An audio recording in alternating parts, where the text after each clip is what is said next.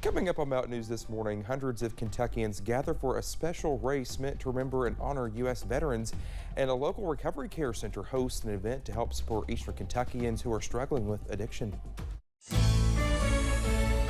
Dedicated to Eastern and Southern Kentucky, this is WYMT Mountain News this morning. Good morning, 4:59. I'm Dakota Makris, and it is already Monday. Don't know how that happens, but oh well. Let's take it over to Brandon for a look at our forecast. Brandon, it's a cool morning. I mean, I would say cool. I think that's how it felt to me. In some spots, it really is. It is a cool morning. Some spots are in the 50s this morning, but otherwise, we are just kind of hanging out there this morning. Let's take a look at our satellite and radar loop to show you nothing really going on. We may have a couple of stray showers out toward I-75 late last night, but some spotty showers rolling through parts of central Kentucky this morning. I think we see more of those in our region later this afternoon and this evening. It is a very warm start to the day in Lexington, 71 up there, but 50 in Clintwood, 59 in Irvin, 57 in Jonesville, 58 in Middlesboro this morning, but a lot of 50s and 60s out there, but there are a couple of 70s, 70 in Somerset and 72 in Monticello. So it all depends on where you're at this morning on what you're looking at there. We're going to try to go around 60 or so to start the day there, and we're going to continue to kind of try to split the difference there. 65 by 7, 66 by 8, and you'll notice I've taken the night icon off of 6 because basically sunrise is just after 6. So we might as well just go ahead and call that the way it is. But it's going to be a nice start to the day, not so nice finish to the day. Dakota? All right, Brendan, thank you. Well, people in Leslie County are remembering a city leader who recently died at 78 years old. The obituary for former Haydn Mayor Eugene Stewart says he died Friday at Mary Breckenridge ARH. He was a three-time mayor of the city, serving from 1994 to 2006. Before that, he served on the Haydn City Council and served for the Kentucky River Area Development District, to name just a few of his many achievements. Visitation will be for today from 6 to 9 p.m. at the Walker Funeral Chapel in Haydn, with Messianic rites being performed at 7. The funeral will be Tuesday at 1 p.m. in the same location. Instead of flowers, the family requests for people to send donations to Haydn Messianic Lodge 664 or the Junior Diabetes Research Foundation Kentucky, Indiana chapter. Well, people in Johnson County are mourning the death of a beloved firefighter. 64-year-old Gary D. Melvin died at his home. Melvin had more than 25 years of service to the Painesville Fire Department and the community as a whole. Well, the Oil Springs Fire and Rescue page shared a post about the news saying, quote, "After a courageous battle against cancer, the signal 5555 was sounded for Painesville firefighter Gary Melvin, Unit 109, signifying the Almighty had called a brother, a father, and a husband and a friend home," end quote.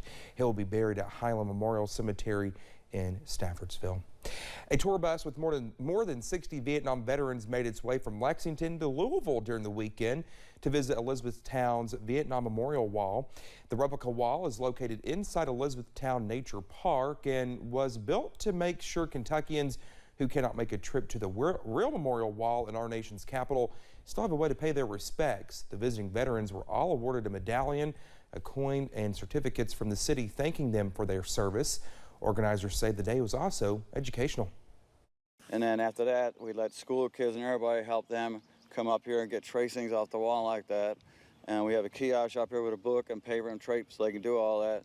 And let the kids interview them. So we're teaching the kids and they're getting education off the wall too. And plus we're helping the veterans get the healing. And that's what we built this wall for, is healing. Not for tourist attraction. We want to help veterans to get the healing and teach the kids. Well, the wall is an 80% scale of the Vietnam Veterans Memorial Wall in Washington, D.C. It consists of more than 58,000 names of the brave men and women who served in Vietnam, both living and dead. A big moment in Louisville as more than 200 people gathered to take part in the first Louisville Hero 5K on Saturday. For this 5K, the word hero stands for honor, earned, remembrance, owed, in honor of our fallen military personnel. Organizers hope to help people remember those who made the ultimate sacrifice well past Memorial Day weekend. You know, we're on the tail end of Memorial Day, and oftentimes we don't think about it until that day comes around. And we just always want to remind people that the cost of freedom is not cheap. And we need to honor those who are willing to pay the ultimate sacrifice. So we're doing that here today and having some family fun. The event welcomed people of all fitness levels and abilities, and everybody who ran got a coin. Proceeds raised will benefit the newly established University of Louisville's Veteran and Dependent Scholarship Fund and Veterans Club, Inc.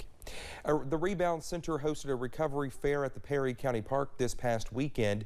Local organizations work together to publicly support people struggling with addiction in hopes of further shedding the long-term stigma around the matter.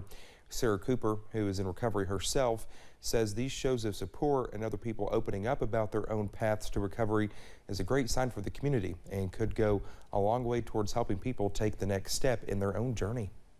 100%. It shows the huge network of mental health advocates and physicians that are willing to come out and speak to us like we're humans again, which is really important.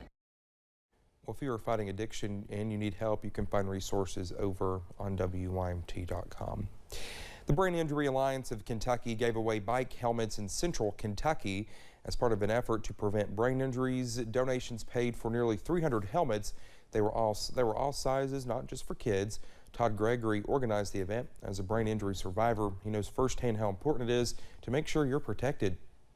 The brain doesn't heal like a broken bone. And once you've had a brain injury, you're not the same.